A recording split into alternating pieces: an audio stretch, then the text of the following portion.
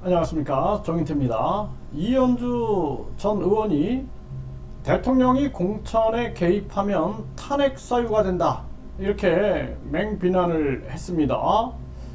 김기현 의원의 발언에 폭격을 가한 거죠. 네, 한번 상황을 보겠습니다. 네, 디지털 타임스에 나온 기사인데요. 폭발한 이현주, 김기현 직격, 그냥 넘어가면 큰일 나겠다 싶어 한마디 한다, 이렇게 얘기를 했습니다. 김기현 후보가 대통령 의견을 무시하고 공천 진행할 건가, 이런 발언을 한 거예요. 이현주 전 의원은 김기현 후보 판사식이나 한 사람이 어찌 이런 궤변을 늘어놓나, 대통령이 공천에 개입하면 헌법 위반이 되고 탄핵 사유가 된다라는 것입니다. 자꾸 탄핵하더니 자기가 대통령의 탄핵 사유를 만들려는 심산인가, 네, 이렇게 비판을 했어요. 행정부 수반인 대통령이 입법부 구성원인 국회의원 후보 추천하는데 개입하는 건 우리 헌법의 삼권 분립 정신, 정당 활동의 자유를 정면으로 위반하는 것이다, 이렇게 직격탄을 날린 것입니다. 폴리리스에 보면은 유승민, 박근혜 공천 개입으로 징역 2년형, 윤 대통령 경선 공천 개입 말라라고 경고를 했어요. 그래서 이 공천 개입으로 징역 2년형이 떨어진 바 있다라는 거죠. 그렇기 때문에 이거는 개입하면 안 된다라는 거죠. 그래서 이러한 부분들에 대해서 목소리가 지금 나오고 있는 그러한 상황입니다.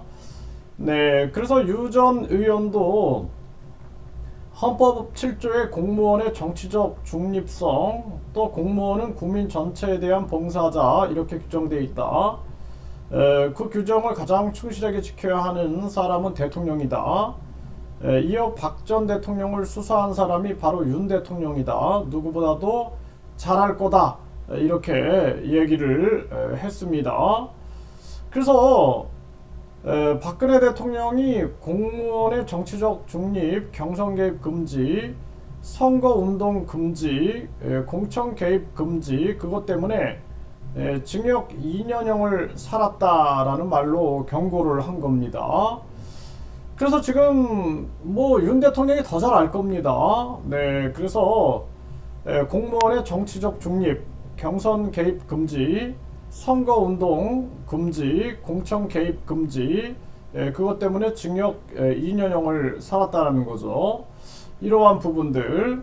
네, 그러다 보니까 네, 공천 개입 암시한 김기현, 대통령 의견 무시하고 공천하냐, 이런 발언을 한 거예요. 대통령 의견 무시하고 공천하냐, 이것이 이제 문제화 되는 거죠. 네, 그래서 이현주 전 의원이 도리어 탄핵 사유를 만들려고 하는 심산이냐, 이렇게 비판을 했습니다. 그래서 이러한 부분들이 지금 이 김기현 후보의 발언, 그리고 윤 대통령이나 대통령실의 부적절한 그러한 행동들이 또 논란이 될 수밖에 없는 것입니다. 그래서 이 전 의원은 대통령은 행정부 수반이고 국회의원은 입법부, 대통령제인 우리나라 헌법은 삼권 분립을 근간으로 입법부의 가장 중요한 역할은 행정부를 감시 견제해야 하는 거죠.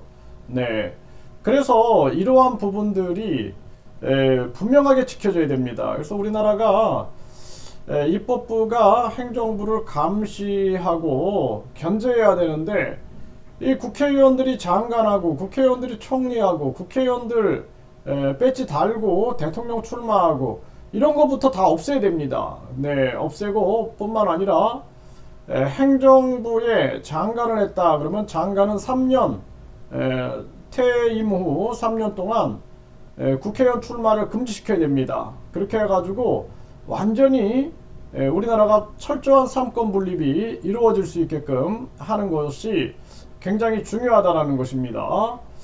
그래서 이 미국은 입법부의 독립적 권능을 보장하기 위해 당대표도 없고, 그리고 당이 공천권도 없습니다. 무조건 완전 시민 경선제, 그러니까 완전 시민 경선제로 선출되는 거죠, 미국은. 이게 우리나라도 이렇게 완전 시민 경선제로 가야 됩니다. 완전 시민 경선제로 가고 국민 추천제, 국민 공천제로 가야 한다라는 겁니다. 이러한 부분들이 중요한 부분들이에요. 이런 것들이 소신 있는 정치인들의 목소리를 통해서 계속 언급되고 우리 국민들이 깨어나는 것이 굉장히 중요하다, 저는 그렇게 생각을 합니다. 그래서 제가 요즘에 소신 있는 정치인들, 소신파 정치인들의 목소리들을 정인태 신지식인 TV에서 계속 전하고 있는데요. 우리나라에 지금 필요한 것은 아부꾼들이 아니라, 간신배들이 아니라 진정 나라를 위하는 소신 있는 정치인들의 목소리다, 그렇게 말씀을 드립니다.